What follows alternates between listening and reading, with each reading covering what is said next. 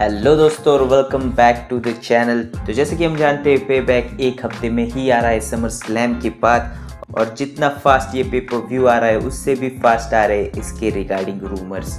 तो आज की वीडियो में हम इन्हीं के बारे में बात करने वाले हैं। तो ज़्यादा टाइम वेस्ट नहीं करते और बात करते हैं साशा बैंक्स और बेली की, क्योंकि उनका फ्यूड स्टार्ट हो सकता है या फिर पॉसिबल इंजरी भी हो सकती है। तो जैसे कि हम जानते हैं इन दोनों का मैच है शेना बेसलर और नाया जैक्स के खिलाफ, और हम जानते हैं नाया जैक्स के साथ अगर किसी का मैच होता है तो उसके इंजर्ड होने के चांसेस 80% से भी हाई होते हैं। और शायद से WWE इस फैक्ट का काफ़ी अच्छा इस्तेमाल करने वाली है इस बार, क्योंकि अभी के करंट रूमर के मुताबिक साशा बैंक्स इंजरी फेस कर सकती है नाया जैक्स के हाथों से, और इसी के चलते उन्हें कुछ महीने बाहर रहना पड़ेगा WWE के, और WWE बेली और साशा बैंक्स का फ्यूड आगे बढ़ा सकती है। मतलब अगर साशा बैंक्स और बेली में से कोई इंजर्ड हो जाता है तो WWE इनका फ्यूड एक्सटेंड करवा सकती है। वैसे भी अभी कोई बड़ा इवेंट नहीं है जिसमें WWE ये राइवलरी दिखा सके, और जितना इंतज़ार WWE ने इस राइवलरी का किया है, मुझे लगता है सर्वाइवर सीरीज से पहले तो इनके बीच में मैच नहीं होने वाला। बात करते हैं अब Keith Lee versus Randy Orton की मैच की। तो इस मैच का रिजल्ट भी काफ़ी कंफ्यूजिंग हो सकता है, क्योंकि कीथ ली नए नए आए हैं और WWE उन्हें हरवाना तो नहीं चाहेगी, क्योंकि NXT में वो काफ़ी डोमिनेंट रह चुके हैं। और on the other hand Randy Orton तो नंबर 1 हील है अभी मंडे नाइट रॉ के, और अगर रैंडी ऑर्टन को WWE हरवाएगी तो ये स्ट्रेट 2 लॉसेस हो जाएंगे रैंडी ऑर्टन के लिए, क्योंकि वो समर स्लैम में वैसे भी हार चुके हैं। और अगर अब कीथ ली से हारते हैं तो उनकी वैसे भी प्रेस्टीज डाउन हो सकती है, और रैंडी ऑर्टन की हार तो वैसे भी WWE एक्सेप्ट नहीं कर सकती इस सिचुएशन में। तो मुझे लगता है रैंडी ऑर्टन ये मैच जीत जाएंगे।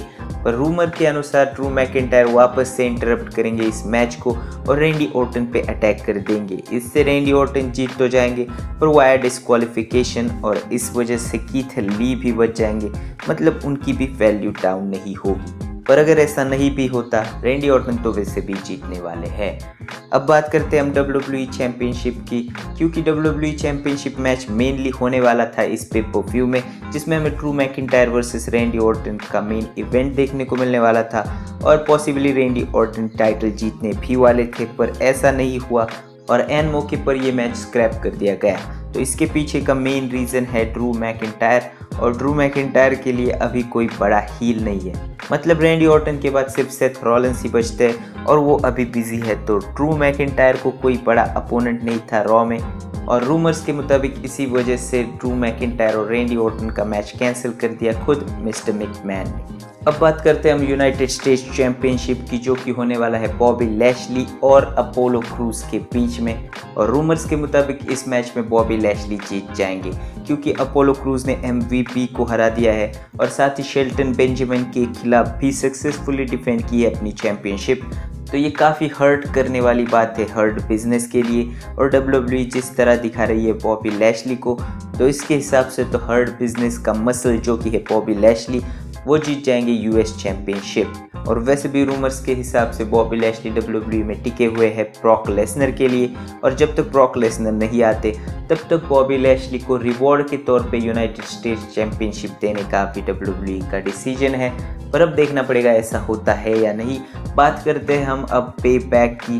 तो WWE ने 7 दिन में ही नया पे पर व्यू लाया है, और वो काफ़ी आईब्रो रेजिंग बात थी काफ़ी लोगों के लिए, और अभी इसके पीछे का काफ़ी स्ट्रॉन्ग रीज़न भी सामने आया है। तो AEW का पे पर व्यू होने वाला है अगले हफ्ते, और WWE ने प्लान किया है कि अगर 2 पे पर व्यूज़ बैक टू बैक करवाए जाए तो लोगों को बर्न आउट फील हो सकता है, और AEW की ऑडियंस कुछ कम हो सकती है, क्योंकि लोग तो बार बार पे पर व्यू पे पैसे खर्च नहीं करने वाले, और इससे मार्केटिंग स्ट्रैटेजी कह सकते हैं हम WWE की, जिससे वो अपने अपोनेंट का लॉस करवाना चाहते हैं।